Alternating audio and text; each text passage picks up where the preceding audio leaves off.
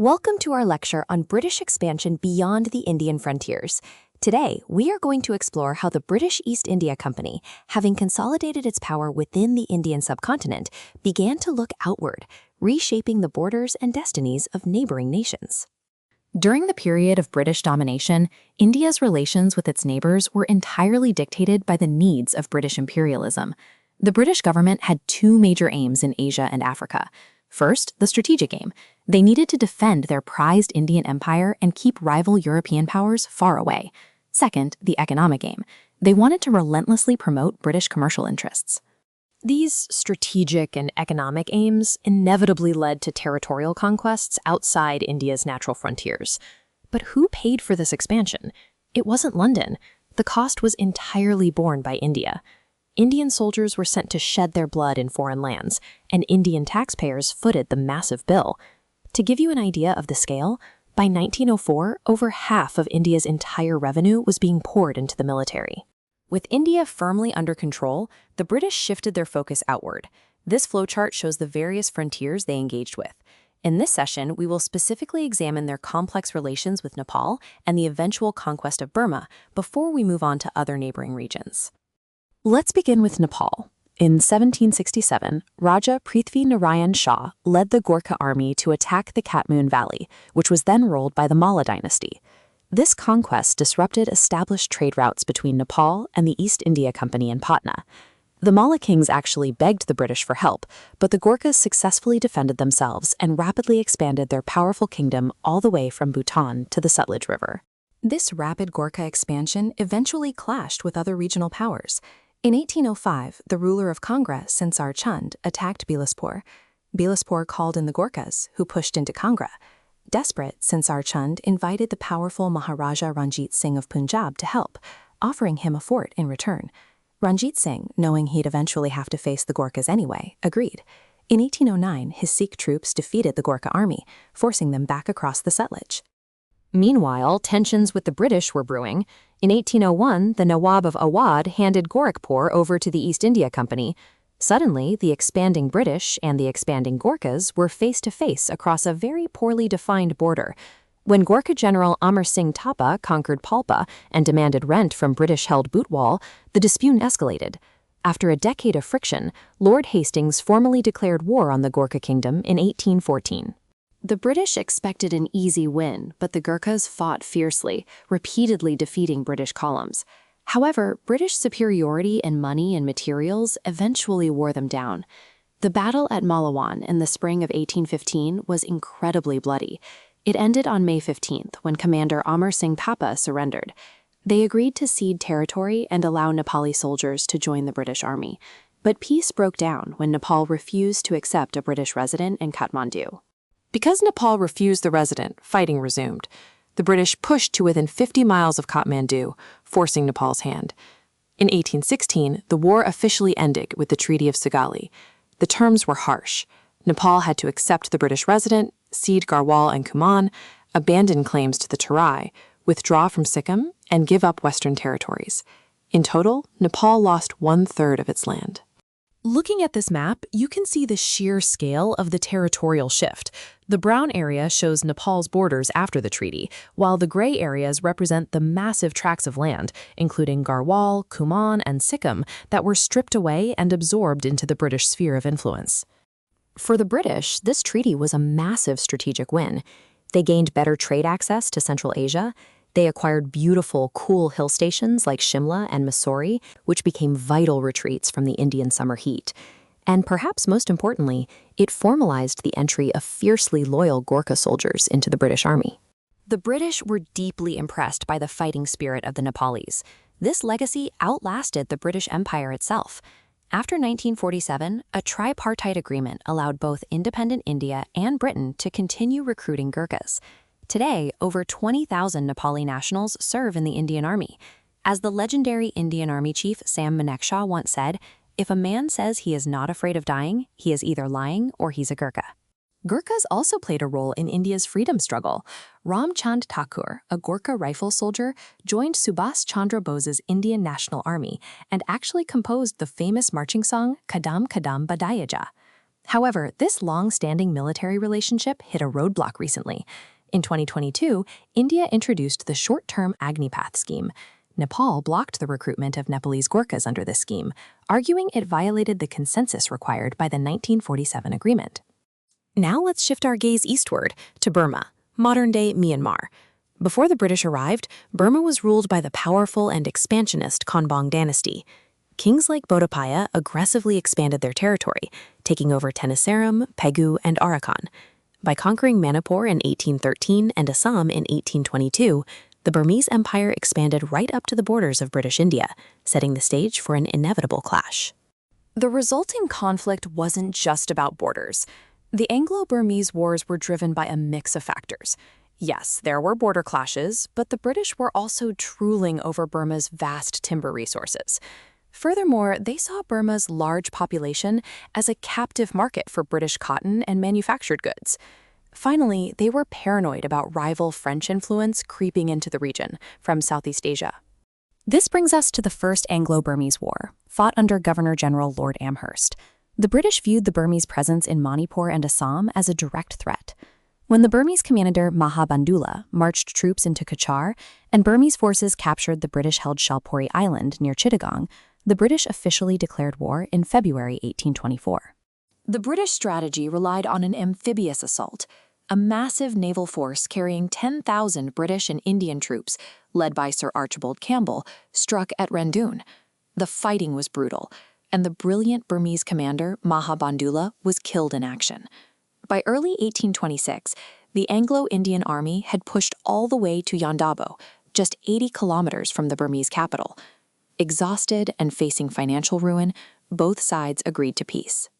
The war ended with the Treaty of Yandabo in 1826. It was a crushing defeat for Burma. They had to hand over the coastal provinces of Arakan and Tenasserim, abandon all claims to Assam, Cachar, and Jayantia, and recognize Manipur's independence. Furthermore, they were forced to accept a British resident, negotiate a commercial treaty, and pay a staggering £1 million in war compensation. Crucially, the Treaty of Yandabo drastically altered northeast India, and it was signed completely without the consent of the local rulers. The ancient Ahom kingdom in Assam was terminated, falling under direct British control. Manipur became a British protectorate. Cachar and Jayantia were eventually annexed outright. Jayantia, for instance, was annexed in 1835, with the British using the local practice of human sacrifice as their moral pretext. Peace didn't last. The Second Anglo-Burmese War broke out in 1852, driven almost entirely by British commercial greed for timber and new markets. The aggressive Governor-General Lord Dalhousie used a flimsy pretext. 2 British sea captains claimed they were extorted for 1,000 rupees. The British quickly invaded, capturing Rangoon and Pegu. Because the Burmese king was overthrown by his brother Mindon during the war, no official treaty was ever signed, but the British effectively annexed Lower Burma anyway. By 1885, the British wanted the rest of the country. The Third Anglo-Burmese War under Lord Dufferin had 2 main triggers. First, British merchants desperately wanted to control Upper Burma to open trade routes directly into China. Second, the new Burmese king, Thibaw, had signed a commercial treaty with France. Terrified of a French foothold in their backyard, the British decided it was time to eliminate the Burmese kingdom entirely. They just needed an excuse, and a Scottish timber company provided it. The Burmese government accused the Bombay-Burma Trading Corporation of illegally extracting double their quota of teak and demanded a fine. Lord Dufferin used this dispute to issue an ultimatum, demanding control over Burma's foreign policy. When Burma refused, the British invaded in November 1885. King Thibaw surrendered within weeks, and on January 1, 1886, Burma was officially annexed as a province of British India. But the story of Burma doesn't end with annexation. After the First World War, a fierce nationalist movement arose, closely aligning with the Indian National Congress. In a desperate bid to weaken this unity, the British separated Burma from India in 1935. However, under the leadership of U Aung San during World War II, the movement only grew stronger, finally culminating in Burma's independence on January 4, 1948. Now, having secured their eastern flank, the British turned their anxious eyes toward the rugged mountains of the northwest. Moving forward into the geopolitical landscape of the 19th century, we see a massive rivalry unfolding in Central Asia between the British and Russian empires. Starting around 1830, the British rulers in India developed a deep-seated fear that Russia would launch an attack on India through Afghanistan and the northwestern frontier. To prevent this, the British had three main goals: keep Russia at a safe distance, promote their own commercial interests in Central Asia, and ultimately protect British India from any potential Russian invasion. This intense paranoia of Russian influence directly led to three major conflicts, known as the Anglo-Afghan Wars. The first Afghan war occurred under Lord Auckland, the second under Lord Lytton, and the third much later under Lord Chelmsford. Let's break down the causes and consequences of each of these conflicts. Let us examine the first Afghan war in detail. In 1826, Dost Muhammad Khan became the ruler of Afghanistan. The British wanted to use Afghanistan as a buffer state to absorb any Russian aggression. In 1836, Governor-General Lord Auckland proposed an alliance based on the subsidiary system. However, Dost Muhammad refused to be a puppet. He wanted an alliance based on complete equality. Unhappy with this, Lord Auckland decided to replace him with a more compliant ruler.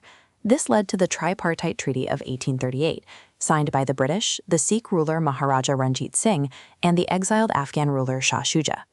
The Tripartite Treaty laid out very specific terms to ensure British and Sikh dominance. First, the British and Ranjit Singh would militarily assist Shah Shuja in seizing the Afghan throne. In return, Shah Shuja surrendered his foreign policy, promising not to negotiate with foreign states without British and Punjabi consent. Finally, he had to formally recognize Ranjit Singh's territorial claims on the right bank of the Indus River. Essentially, the British were interfering in Afghanistan's internal affairs without any legitimate provocation. In February 1839, the Allied forces invaded, defeated Dost Muhammad, and installed Shah Shuja.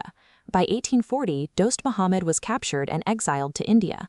However, the fiercely independent Afghans despised this foreign occupation and their newly imposed puppet king.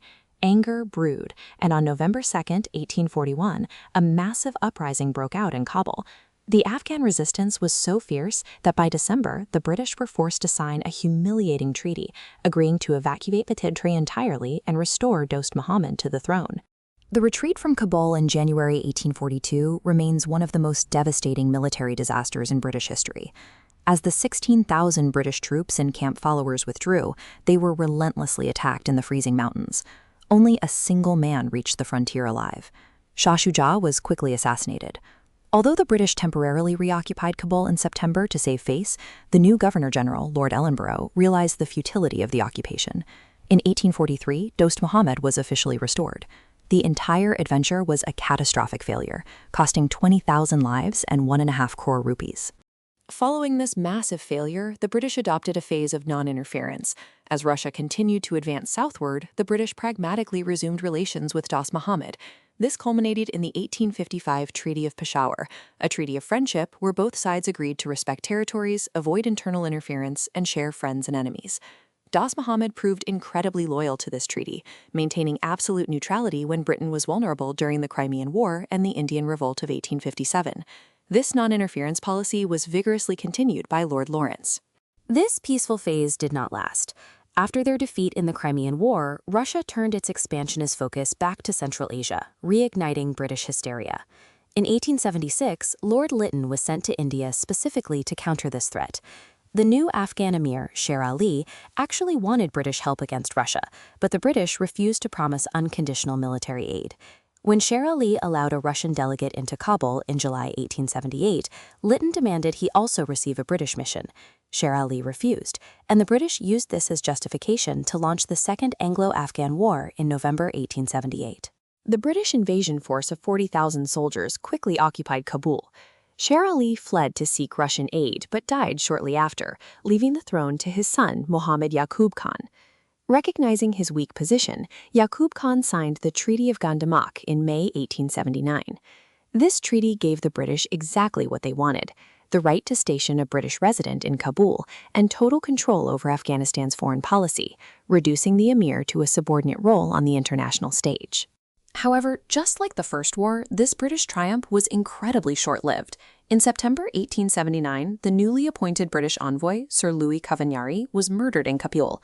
The British violently reoccupied the city, and the deeply unpopular Yaqub Khan abdicated. The throne sat empty until July 1880, when Abdur Rahman took power. Fortunately, a new viceroy, Lord Ripon, arrived and rapidly reversed Lytton's aggressive stance. Ripon dropped the demand for a British resident and allowed internal autonomy, provided Abdurrahman surrendered his foreign relations exclusively to the British. During the reign of Abdurrahman Khan, two major borders were drawn that still impact geopolitics today. First, to settle the Russian threat, a joint Anglo-Russian boundary commission formalized Afghanistan's northern border along the Amu Darya River. Second, in 1893, the Emir and British official Sir Henry Mortimer Durand agreed on the eastern border, known as the Durand Line. This line arbitrarily cut straight through ethnic Pashtun territories, sowing the seeds for the ongoing border conflicts we see today between modern Afghanistan and Pakistan. To understand why the British kept invading Afghanistan, we must look at the two competing foreign policies of the 19th century. The first was the forward policy. Advocated strongly by Lord Auckland and supported by the British Conservative Party, this strategy argued that the best defense was a good offense. It pushed for invading or annexing territories to create buffer states. The goal wasn't necessarily colonization, but rather controlling foreign policy to block Russia. This aggressive stance was the direct cause of both the First and Second Afghan Wars. In stark contrast was the policy of masterly inactivity, championed by Sir John Lawrence and supported by the British Liberal Party. This approach arose from the sheer financial and human exhaustion caused by the forward policy. Masterly inactivity argued for watchful non-intervention. Instead of wasting millions of rupees trying to dominate hostile Afghan terrain, this policy suggested reaching diplomatic understandings with Russia and preparing to defend against any attack directly on the Indian frontier itself. The geopolitical landscape shifted dramatically in the early 20th century. The First World War generated strong anti-British sentiment, while the 1917 Russian Revolution inspired anti-imperialist movements globally.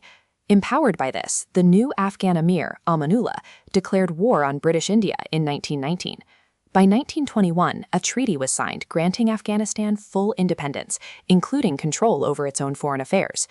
Amanullah immediately established diplomatic relations with the new Soviet government, beginning a special relationship that would last until the Soviet invasion of 1979. Shifting our focus to the eastern Himalayas, let's examine British relations with Bhutan. Initially, the relationship was hostile, marked by Bhutanese raids into British territory. In 1774, Warren Hastings signed a treaty to end these hostilities and secure a trade route to Tibet.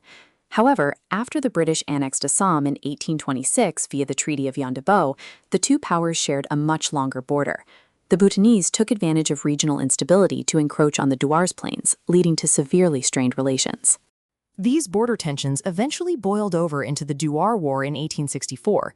The British quickly defeated Bhutan, resulting in the Treaty of Sinchula in 1865, also known as the 10-Article Treaty of Rawalpindi.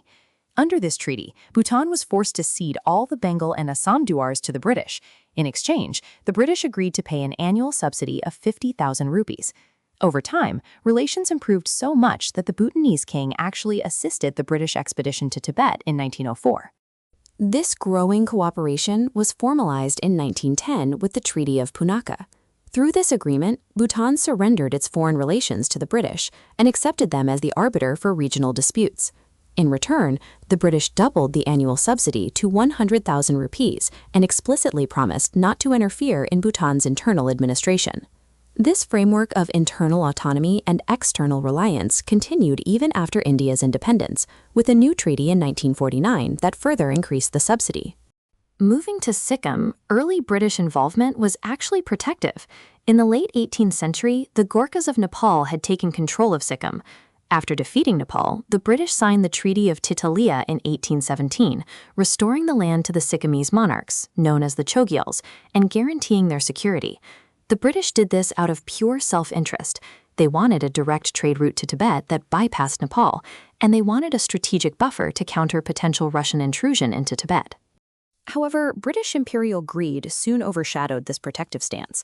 In 1835, they pressured Sikkim into handing over the valuable hill station of Darjeeling for a meager subsidy.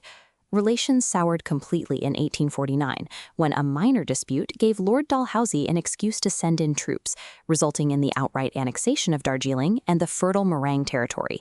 Following another clash in 1860, the British forced Sikkim to sign the Treaty of Tumlong, reducing the kingdom to a virtual protectorate.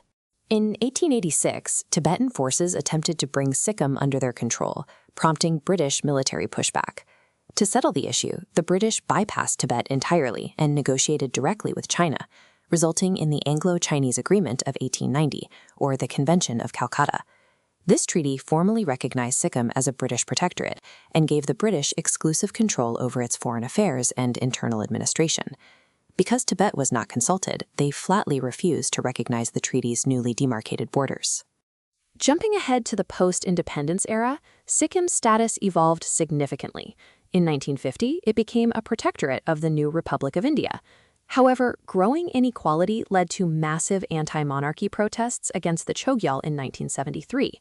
This forced democratic elections in 1974, won by the Sikkim State Congress, which favored joining India. In April 1975, the Assembly voted for full integration, a decision overwhelmingly backed by a public referendum. Shortly after, the Indian Parliament accepted the request, making Sikkim the 22nd state of India. Finally, we turn our attention to Tibet. Geographically isolated by the Himalayas, Tibet was ruled by a Buddhist aristocracy led by the Dalai Lama. They maintained a strict isolationist policy, accepting nominal Chinese suzerainty simply to keep other foreigners out. The British, however, were highly interested in Tibet for two reasons. Economically, they wanted to exploit its mineral wealth and trade routes, and politically, they wanted to secure India's northern frontier against their old rival, Russia. By the turn of the 20th century, rumors of Russian influence in Tibet gave Lord Curzon the perfect excuse to act. In 1904, he dispatched a military expedition to Lhasa under Francis Younghusband, violently forcing their way through. After occupying the capital, the British dictated the Treaty of Lhasa. Tibet was forced to pay a massive indemnity, allow British occupation of the Chumbi Valley, and ban all other foreign representatives, effectively reducing Tibet to a British protectorate. Despite the forceful expedition, the British accomplished little long-term control. In 1906, they signed the Anglo-Chinese Convention. Notably, Tibet was completely excluded from these talks. In exchange for a payout from China, the British agreed not to annex Tibet and formally reaffirmed Chinese suzerainty over the region. China, in turn, promised to keep other foreign powers out. While this successfully removed the Russian threat, it legally cemented China's claim over Tibet. Following the Chinese Revolution of 1911, the Dalai Lama declared Tibet's independence, prompting the British to convene the Shimla Conference in 1913. The British were primarily focused on securing the Indo-Tibetan border, leading to the creation of the McMahon Line in 1914. The agreement also proposed dividing Tibet into outer and inner zones, with Outer Tibet remaining autonomous under nominal Chinese suzerainty. However, China flatly refused to ratify this agreement or recognize Tibet as an independent nation. This unresolved border issue would go on to shape regional geopolitics for decades to come, setting the stage for the next phase of our historical analysis. Let's look at the key figures who orchestrated British expansion during this era, starting with the Governors-General of Bengal. Lord Hastings, also known as Lord Moira, served from 1813 to 1823. His tenure was defined by the Anglo-Nepal War, which secured the northern frontiers. Following him was Lord Amherst, in office from 1823 to 1828, who oversaw the First Anglo-Burmese War, pushing British influence eastward. As the title shifted to Governor-General of India, the expansionist policies continued. Lord Auckland, serving from 1836 to 1842, led the disastrous First Afghan War. Later, Lord Dalhousie, known for his aggressive annexation policies between 1848 and 1856, directed the Second Anglo-Burmese War. In the 1860s, John Lawrence took office and managed the Dwar War against Bhutan in 1864. Moving into the era where the Governor-General also held the title of Viceroy, we see further frontier conflicts. Lord Lytton initiated the Second Afghan War in the late 1870s. Lord Dufferin finalized the conquest of Burma with the Third Anglo-Burmese War in 1885. At the turn of the century, Lord Curzon ordered the British invasion of Tibet in 1904. Finally, Lord Chelmsford oversaw the Third Afghan War, which stretched from 1919 to 1921. Wars are ultimately resolved by treaties, and these four are crucial to remember. The Anglo-Nepal War concluded with the Treaty of Sugali. The First Anglo-Burmese War ended with the Treaty of Yondabo. The Second Afghan War was temporarily settled by the Treaty of Gandamak, and the Dwar War with Bhutan was resolved by the Treaty of Sinchula. These documents legally cemented the territorial shifts we've been discussing. Before we dive deeper into specific regions, we need to understand the overarching theme of this period. During British domination, India's relations with its neighbors weren't about Indian security. They were entirely determined by the needs of British imperialism. The foreign policy was designed to promote British commercial and economic interests. But here is the tragic irony. It was India, through its wealth, resources, and soldiers, that bore the heavy cost of implementing these imperial policies. Let's look at how relations with Nepal deteriorated. In 1801, the Nawab of Awadh handed Gorakhpur over to the British East India Company. This suddenly brought the expanding Gorkha kingdom and the British face-to-face across a very poorly defined border. After a decade of disputes and warnings from EIC generals, Lord Hastings formally declared war in 1814. The resulting Anglo-Nepal War ended in 1816 with the Treaty of Sugali, which granted the British the Kumaon-Garhwal regions west of the River Kali. The conquest of Burma happened in three distinct phases. The First Burmese War was sparked by border clashes when Burmese forces occupied Manipur in Assam.